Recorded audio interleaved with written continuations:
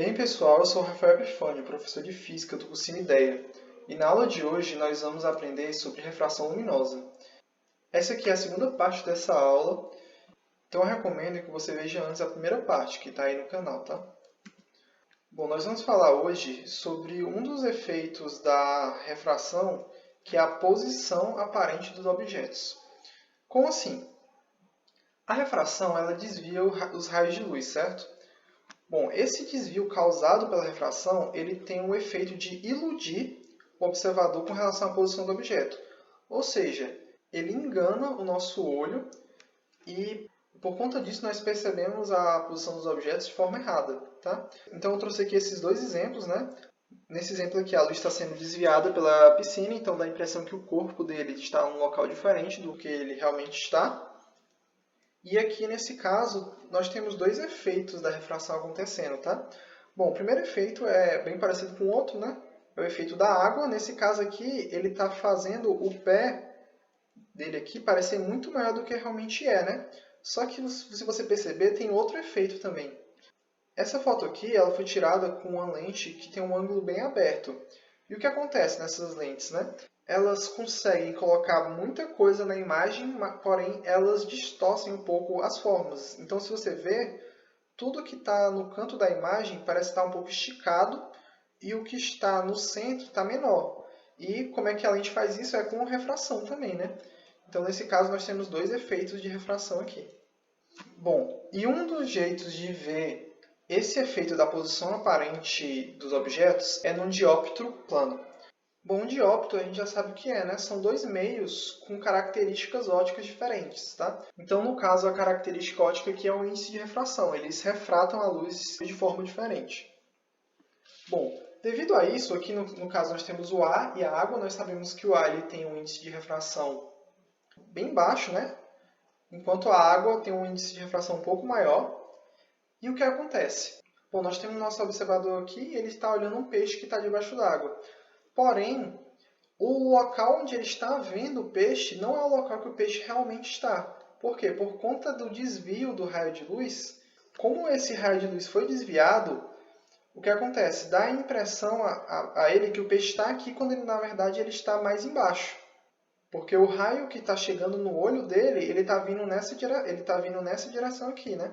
Então o observador está olhando nessa direção.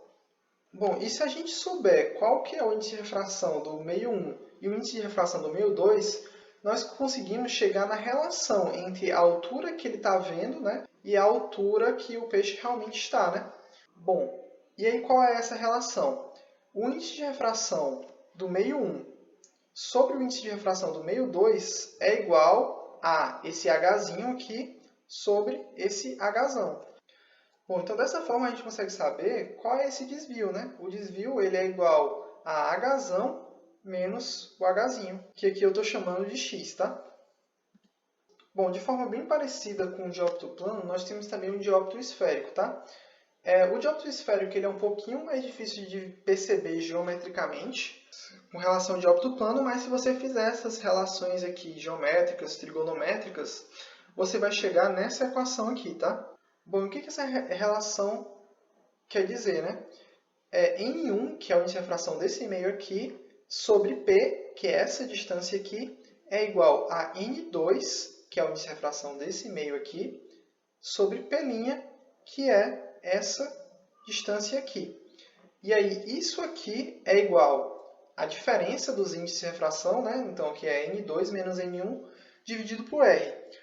Uma observação muito importante com relação a essa equação é entender quando o R aqui é positivo e quando que ele é negativo. Bom, o R é positivo se o centro estiver no lado refratado. Qual que é o centro, né? O centro é o centro dessa esfera aqui, tá?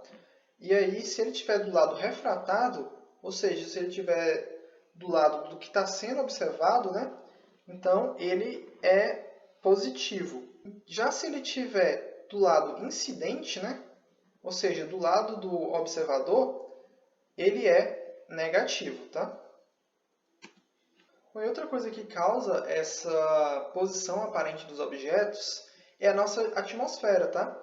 O que acontece? Nossa atmosfera, ela não tem um índice de refração igual por toda ela, tá? ele é diferente, porque nós sabemos que nossa atmosfera tem várias camadas e essas camadas elas têm pressão diferente, elas têm gases diferentes, comportamentos, temperaturas diferentes também. Então, na nossa atmosfera, quanto mais distante da superfície do mar, menor é o índice de refração. Bom, e o que isso causa, né? Causa um desvio na posição que nós vemos os objetos. Então, se nós temos uma fonte luminosa aqui que está enviando luz para a Terra, nós temos a impressão de que ela está em um ponto diferente do que ela realmente está. Por quê? Porque a luz dela é desviada.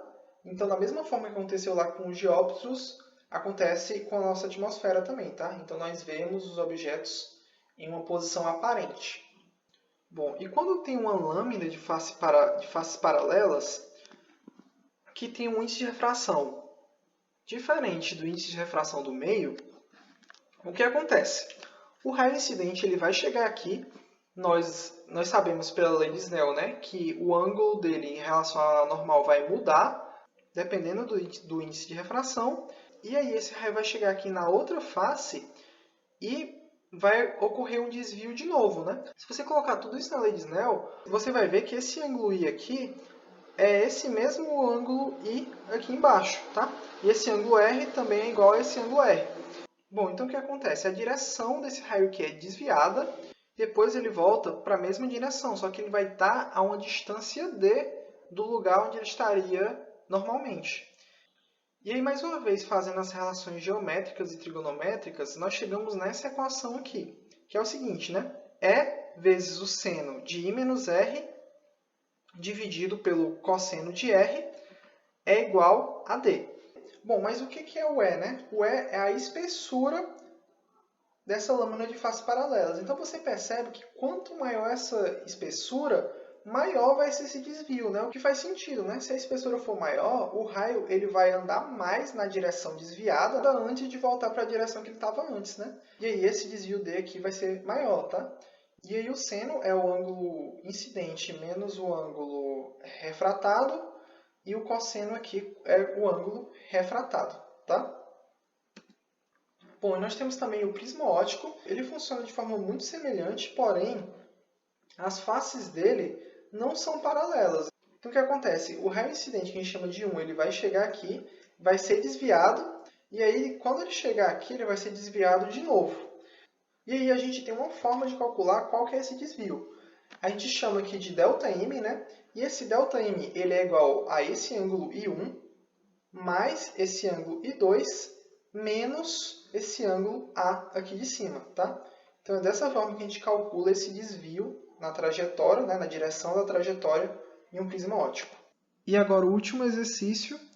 As fibras ópticas são largamente utilizadas nas telecomunicações para a transmissão de dados.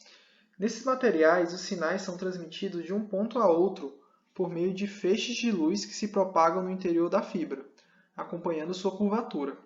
A razão pela qual a luz pode seguir uma trajetória não retilínea na fibra óptica é consequência do fenômeno que ocorre quando da passagem de um raio de luz de um meio de índice de refração maior, ou seja, mais refringente, para outro meio de índice de refração menor, ou seja, menos refringente. Com base no texto e nos conhecimentos sobre o tema, assinale a alternativa que apresenta os conceitos ópticos necessários para o entendimento da propagação não retilínea da luz em fibras ópticas. Bom, a fibra óptica, basicamente, ela consegue transmitir dados através da luz. Só que, normalmente, se a gente quisesse transmitir dados através da luz, nós precisaríamos estar em uma linha reta, né? Porém, como a fibra óptica ela consegue curvar a luz, a gente consegue passar a luz por um cabo. É dessa forma que a gente tem a internet, por exemplo. Bom, mas como que isso acontece, né? Vai de um meio mais refringente para um menos refringente. Bom, e qual que é o fenômeno que está relacionado a isso, né? Se você olhar aqui na alternativa B, nós temos ele, né? Reflexão total e ângulo limite. A reflexão total acontece quando passa de um meio mais refringente para um menos refringente e ela depende de um certo ângulo crítico, né? Um ângulo limite. Tá? Não é difração em foco, não é interferência e difração, não é polarização em plano focal, também não é imagem virtual e foco, tá? Então, a alternativa correta é B. Então é isso, pessoal. Muito obrigado pela atenção e ótimos estudos!